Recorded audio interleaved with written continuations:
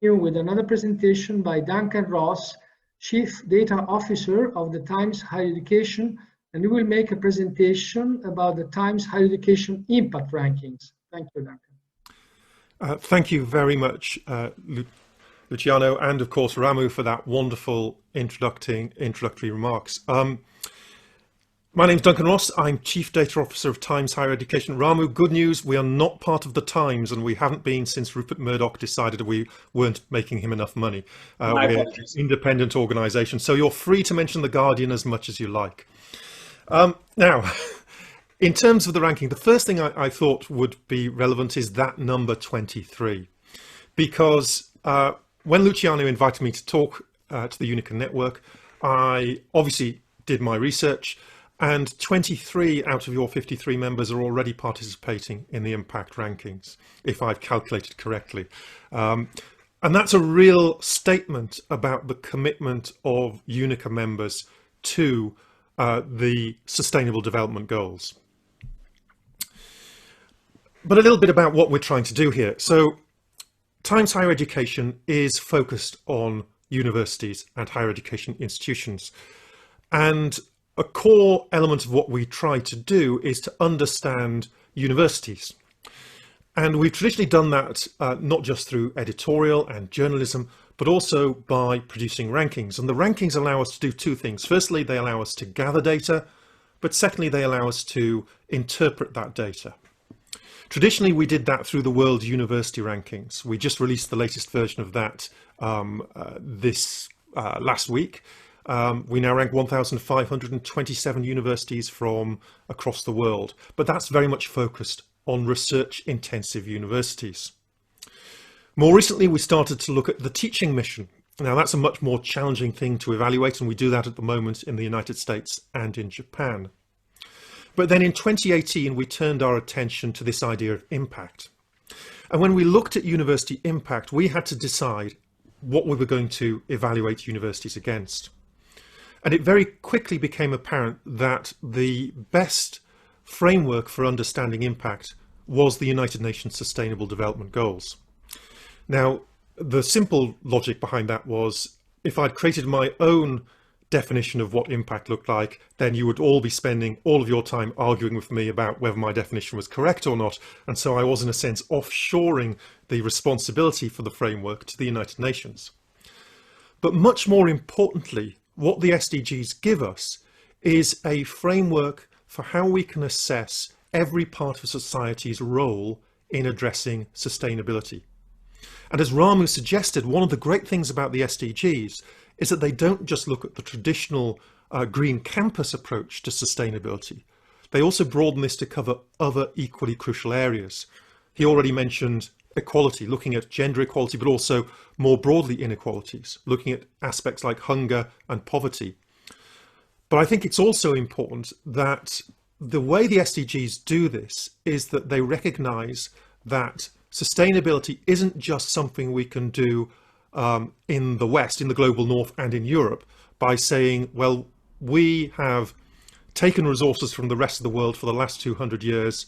They have to do no development so that we can sit back and enjoy the fruits of their labour. Instead, the SDGs recognise that development is an important part of sustainability, that we need to give India, we need to give sub-Saharan Africa the opportunity to grow and develop, and the people, more importantly, of those countries, the opportunities that we see as something that's natural to us. But it does create this interesting challenge, which is that the SDGs themselves are not designed with universities in mind. They are global. They work very well for governments. Hopefully, as individuals, we can learn from them. But in order to build out an assessment framework, we had to build what I call a very light theory of change to try and interpret the SDGs from the perspective of universities. And in doing that, we looked at these four distinct areas. The first is research. Ramu, you talked very strongly about research.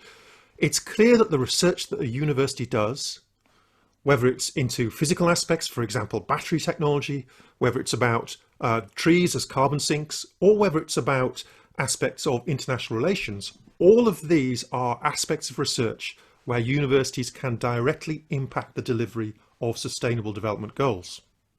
So that's the first aspect. The second aspect is around stewardship of resources. Universities are often significant holders of resources, whether that's the physical campus of your university or whether it's your employees, your staff and your students. We often overlook employees, for example. So that stewardship of resources is the second part of the theory of change. The third part is outreach. Universities have always done significant work in their communities, whether that's their local communities, whether it's regionally, nationally, or even internationally. And all too often this work is not fully recognised, particularly in more formal ranking systems around research. So outreach is another crucial element. And finally, of course, teaching. The work that you do not just in preparing the skilled professionals that we need to deliver on sustainability. For example, we've talked a lot about COVID-19. Where would we be if our universities weren't producing the dedicated healthcare professionals that we need to address the crisis? But it's also more generally about the ability of universities to ensure that every alumna or alumnus who leaves their university leaves with the embedded concepts of sustainability that they can take into their future lives. So in going through and building out our assessment framework, for each SDG, we've pulled together measurements that we hope link into these four aspects. For example, for SDG 2, we look at research that universities are doing around zero hunger. In terms of stewardship, in this case, we look at whether or not universities are addressing student hunger on campus. No student should be forced to withdraw from their education because either themselves or their family are suffering from hunger. In terms of outreach, we look at how your university might be working with local authorities or taking other action to directly address hunger in your country. And finally, in terms of teaching, in this case, we look at the proportion of graduates in agriculture or aquaculture where the course contains an element of sustainability. And apologies for the abbreviation there. We often run out of space on the screens. And we've tried to do this for every SDG. And so when we, again, built out the framework, we decided we wanted to produce an individual ranking for each SDG as well as an overall ranking. Again, as Ramu has said, there are 17 SDGs, 169 indicators, 223 unique targets, unless, Ramu, you've added any more since I last looked. Now, we've matched that directly, one-to-one at the SDG level.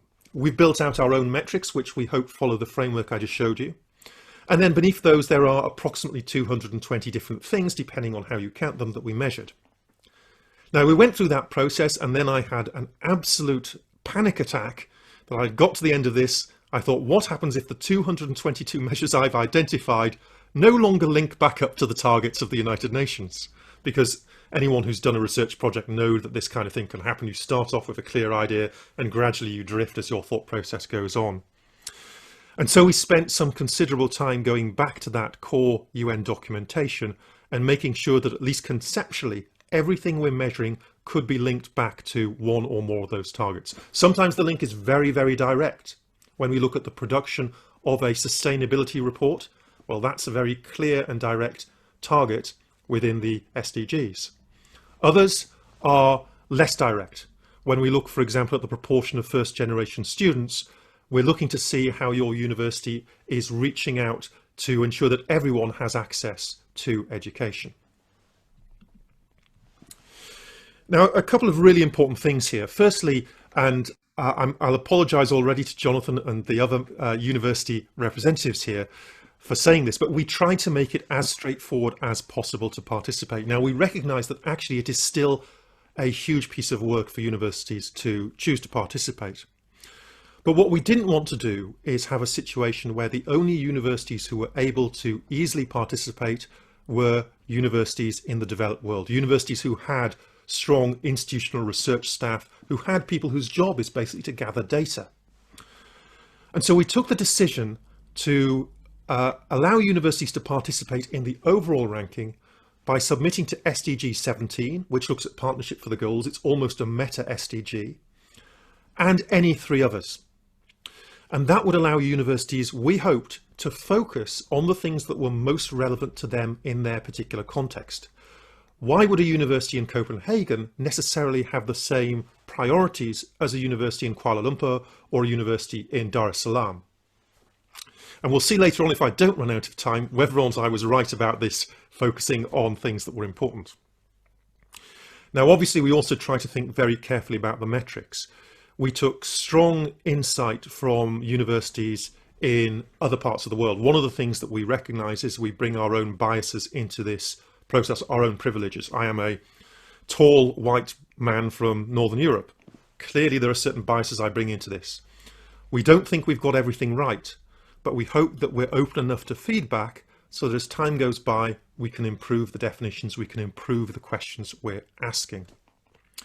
There are also some questions in there which are clearly biased against universities in the developed world. We have tried to choose some questions where if you're in a country that has a greater need, you have the opportunity to score more strongly. And the best example of that is one I've mentioned already, which is proportion of first generation students. If your university is in a country where you already have universal or massified higher education, there are fewer first generation students. If you're in a country where education, higher education has been the privilege of a minority, you have more opportunity to score highly on that particular metric. I acknowledge that that biases things against the wealthier universities, but I think that's something I'm willing to live with in terms of the goals of sustainability. Now, in terms of some of the concrete things we measure, we do measure research, and when we do so, we use our bibliometric partner, Elsevier. And the approach they've taken is to build out a basket of keywords to search for journals and papers that are relevant to particular SDGs.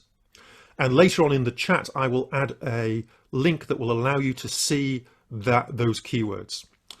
They're also inviting feedback to try and improve them, because there will always, and those of us from the UK will appreciate this, in any algorithmic procedure, there will be situations where some things win and some things lose. False positives and false negatives, or if you prefer, type 1 and type 2 errors. So this is always a balance about striking the right balance between too many documents that shouldn't be included, which are, and too many documents that are included that shouldn't. But nevertheless, we have these baskets of research terms that allow us to identify papers, and then we take measurements on top of those particular documents. But we're also, for the first time in one of our rankings, asking for direct evidence of university behaviour. So usually in rankings, people ask you about the number of students who do X, or the number of faculty you have, or your amount of income. Nice numeric values. Here we're also asking for key evidence of behaviours. In this case, in SDG 6, for example, under water in the community, we're asking whether your university as a body cooperates with local, national or global governments around the issue of water security. And when we do this, we try and assess universities on a consistent basis. So we ask you to provide evidence, and you can do that in whatever language is appropriate for you. It's our job to make sure we can read them, not your job to produce them in English.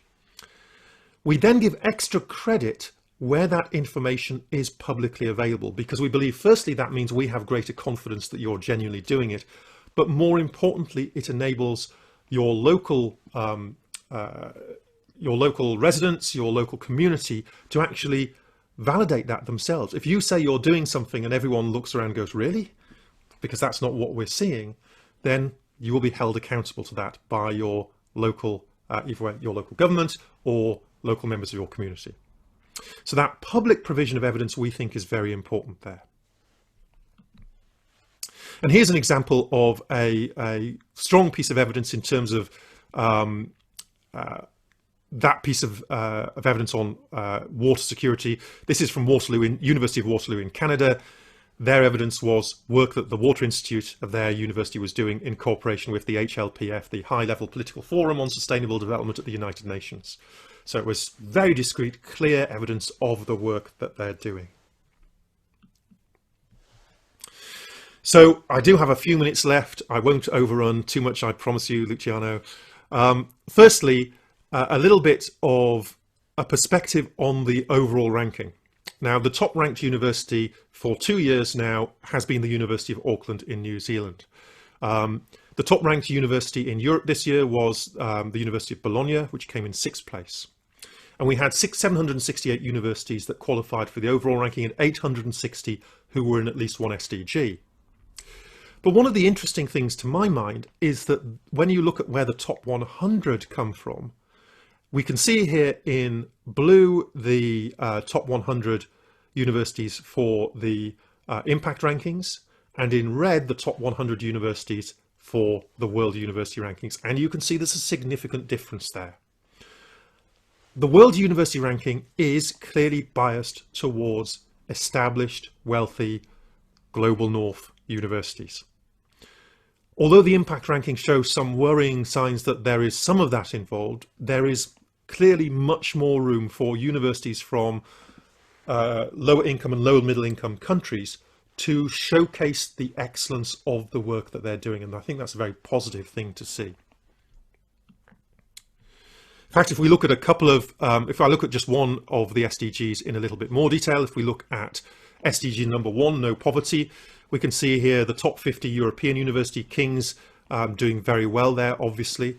Top ranked in the world was Arizona State University, which is intriguing, a US university doing very well. But then if you listen to what their president, Michael Crow, is saying about what they intend to do with their university, he's very clear that they want to use the Sustainable Development Goals as one of their key performance indicators. They want to measure their university's performance against this. So I think that's a very positive statement to make.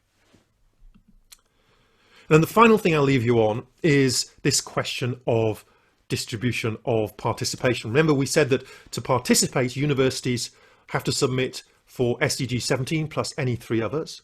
Well, here's what we see when we look at the distribution across the world. Clearly, SDG 4, quality education, despite its focus on early years and lifelong learning, is the most popular SDG, followed by SDG 3, which is good health and well-being. The ones which are least likely for universities to participate in SDG 14 and 15, life underwater and life on land, but also, worryingly, SDG 1 and SDG 2, no poverty and zero hunger. But I can use this as a baseline and compare European universities to this. And when I do so, what we're going to see on the next chart is the line in the middle means that you exactly match this distribution. If you're above it, universities are more likely to submit, and below it, they're less likely to submit. And when we look at the Europe, what we see is, the first thing I'll say is the positives. SDG 8, which is decent work and economic growth, and SDG 16, peace, justice and strong institutions, which are frankly the defining issues of the Treaty of Rome. And at this point I should say I apologise on behalf of the UK for the whole Brexit thing. But the founding principles of the Treaty of Rome shine through clearly here. These are the things that the European Union put at the core of its existence. But then we look on the other side. Universities in Europe are less likely to submit for SDG 1 and 2, poverty and hunger, and SDG 6, water. Well, why is that? It's because these are not the pressing issues for us. We are in a wealthy part of the world. Hunger is something that, although it exists, is not the pressing issue it is, for example, in sub-Saharan Africa. So, to some degree, we're seeing a reflection of both the strengths and the weaknesses of European universities. 6, water, I can only say, coming from the north of Europe, we have too much water, if anything, at the moment. No, and we're used to water being treated, and we turn on the tap and the water comes out and it's all there. So again, issues that tend to be less relevant in the short term.